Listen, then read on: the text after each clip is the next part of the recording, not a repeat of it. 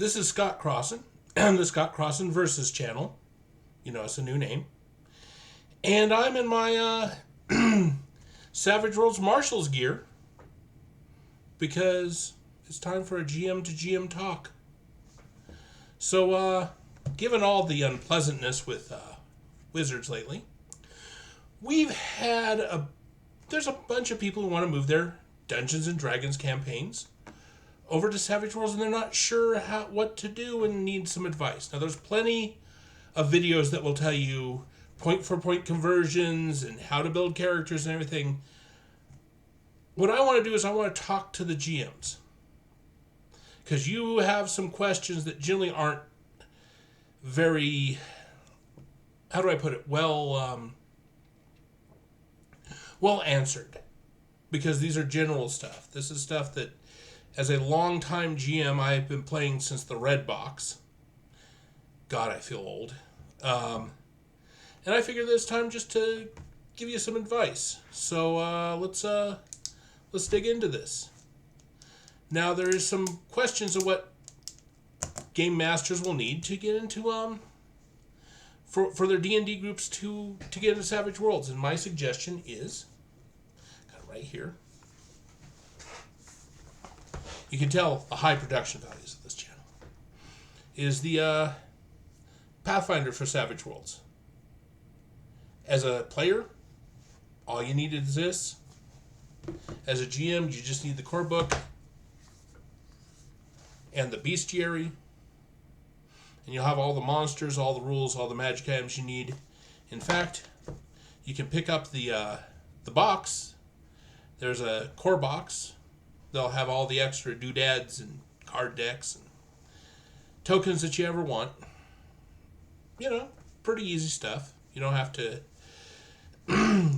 do too much. And that's it. There's your buy-in. You're welcome. Now, there's going to be some questions people have. And the biggest one is, hey, how do I convert? When do I convert? When do I convert everything? My response to you is, don't convert, rebuild. Don't go from one session to another session, from one game system to another. It doesn't work well. It's messy. Wrap up what you're doing. Make sure that all your players are okay with this. And essentially have a second session 0. And I guarantee you will be fine. If you're wondering why I'm blinking like mad, I have new contacts in. I'm still getting used to them. So, yeah. Don't have them convert characters, rebuilds, maybe run some one-shots, see how you feel. And then go from there. And make sure everybody's okay with this. But I think they'll like this, especially if they're D&D, if they're playing 5th edition and they're looking for something else because they still have that bad taste in their mouth. All right, so rebuilding. So like I said, rebuild. Don't convert. Look at the core book and the reason why I suggest Pathfinder is your players are going to understand and recognize everything they see in character creation. An elf is an elf. A fighter is a fighter. Just remember, in Savage Pathfinder, classes are edges, but not all edges are classes. And ancestries are look more like the Pathfinder versions of it, because surprise is based on Pathfinder.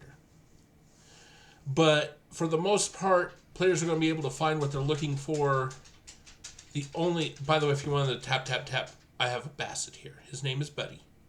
He wanted to see why I'm talking to the camera and talking to myself, and look at me like I'm insane. I am wearing a cowboy hat indoors. So he might not be too wrong. He really might not be. So anyway, getting back to what I was kind of rambling about. The only class that gets really weird, the only two classes that get really weird is Um, Artificer, and that's something you just have to work in with the player characters about, because there's no real Artificer in the original Pathfinder. And Warlock. And the 5e Warlock pretty much works well as a sorcerer with a bloodline similar to the patron that you're using. So if you have an Infernal patron, Infernal bloodline. If you have a Fey patron, Fey bloodline. It's not rocket science. Another thing people are going to ask are skills. The big one you're going to get questions about is, do I have to take fighting? The answer is no, but if you don't, but your parry to get hit in melee combat is based off of your fighting. So, Mr. Wizard, you should at least take a D4 in fighting, unless you really want somebody throwing knives at you and hitting you every time, because thrown weapons are based off of parry. Something to keep aware of. Because D&D things like to throw knives. At least in my games. And in my Deadlands games. And in my modern games. And my Supers games. And I really have a thing about people throwing knives. It tends to be fun. But that's either here nor there. So getting back to this. Like I said, classes in Savage Pathfinder pretty much are the same as the classes in 5e, at least on the base level. The thing about Savage Worlds is they are so much more customizable. You can go classless. So if you want to play a person who doesn't have a class, you can. You just take edges. Which allows a lot of different character things. Like if you want to just play an acrobat, well, there's an acrobat professional edge. You're an acrobat. Now you can play a thief with the acrobat professional edge, and you get all the thief abilities. But if you really wanted to play somebody that doesn't quite fit into one of the classes, think about classless, and think about suggesting classless to folks. And that will really help.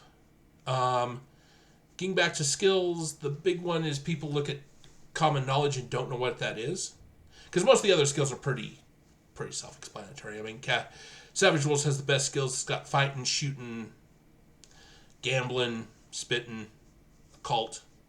You know, all those are pretty self-explanatory. The one that doesn't is common knowledge. And common knowledge is every skill that doesn't need to have a full skill for it. Like cooking and area knowledge. And for druids, nature, because for God's sake, if nature isn't common knowledge for a druid, then there's something very terribly wrong in your world. Especially if nature is actually goes to a cult.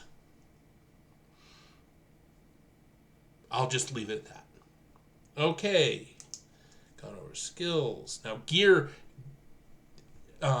Getting back to edges. Sorry, I'm all over the place in this video. As you can tell, this is one of my first videos since coming back. And I renamed the channel.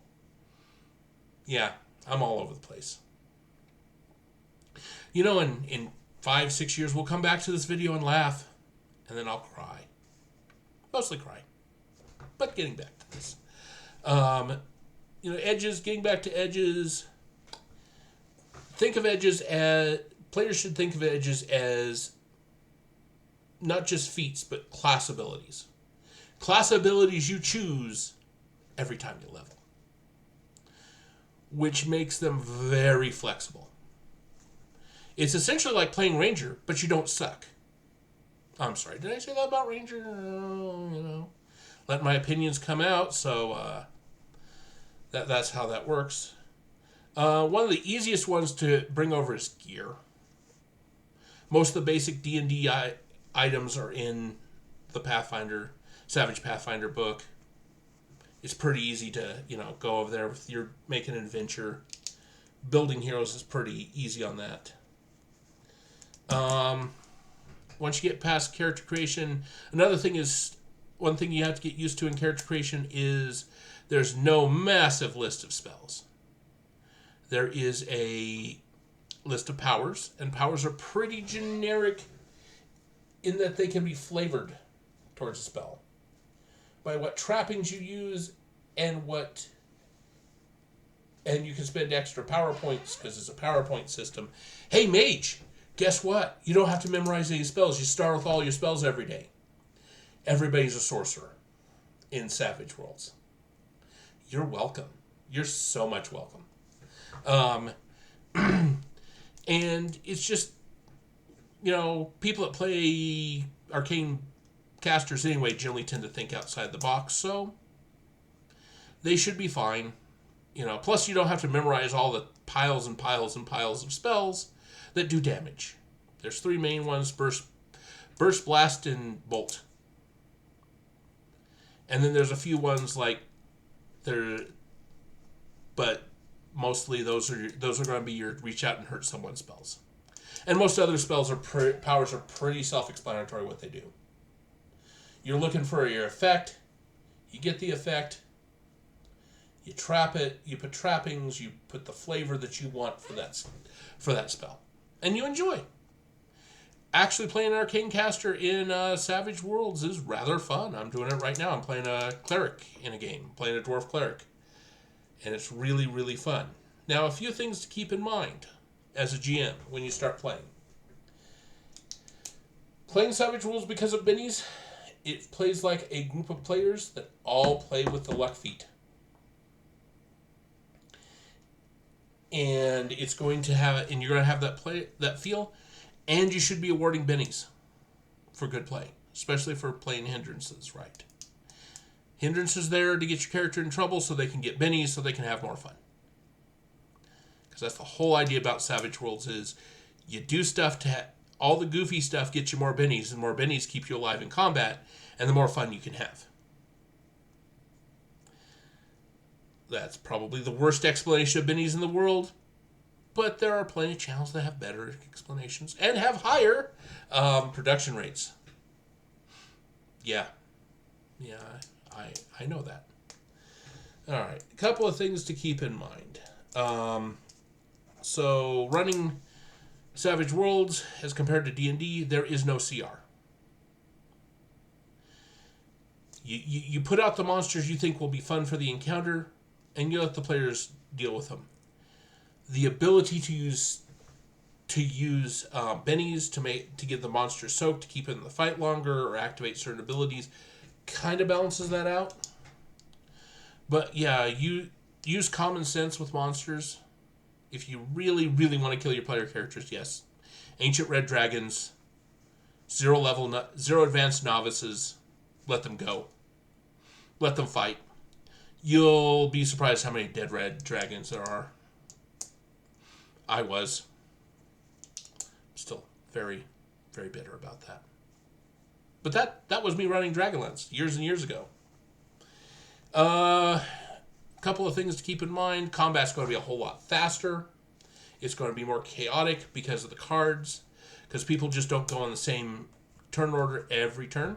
It's going to be different every turn, and that kind of makes things good, because then in D&D you end up with me like my mage in my current game I'm playing, where I'm always last and the monk is always first. And while I go out to go get a drink, the monk rips apart the front line, and then I clean it up with fireballs. Yeah, I'm that kind of mage. Yeah, you know that. A couple of things also to keep in mind. If you're wanting to give advantage to a roll, give the player a +2 to their roll. If you want to give them disadvantage, give them a -2. Simple. Savage Worlds is super simple. You also want to treat resolve as inspiration. So you give them time to time. Plus, keep in mind, Savage Worlds advancement is just milestones. So whenever there's an advancement in, for the most awkward cut ever. Whenever there's an advancement in your adventure for regular D&D, just give them an advance whenever they get a level up. So that should be, that's the basics. Just go slow. Don't try to do everything at once. Don't try to reinvent the wheel. And you should be fine. And I'll be talking to you guys again. Thank you.